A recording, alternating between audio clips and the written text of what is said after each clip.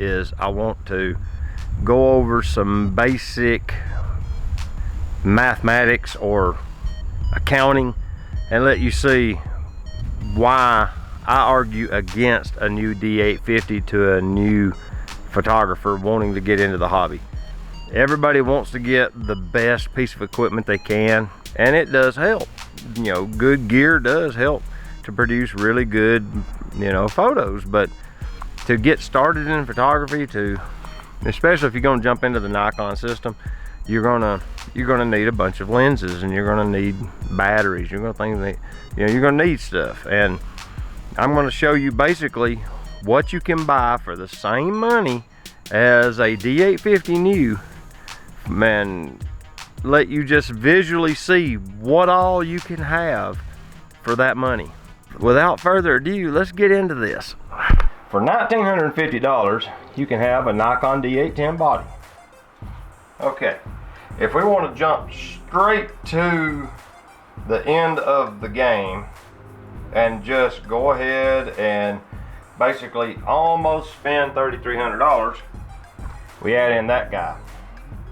This is the 70-200 VR. It's the first generation VR. This lens is phenomenal. You don't have to have the VR2 or the VR3 or whatever they're calling it now. So far, we're up to 2850, I think. Let's see, you can get that 70-200. No, not quite that much.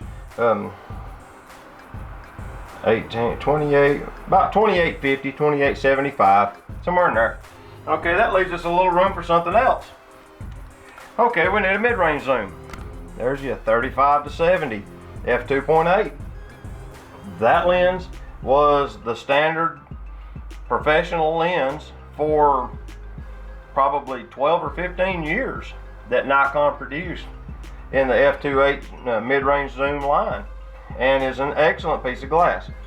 It is a push-pull zoom, but it works great. You can get this lens for $300 on eBay. That's $28.50.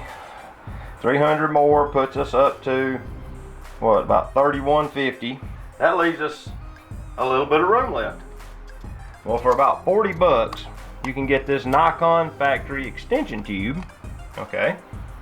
And then for about $125, you can get this 105 micro nickel, which is one of their macro lenses. This is an old manual macro lens, and if anybody knows anything about macro, you manually focus it anyway.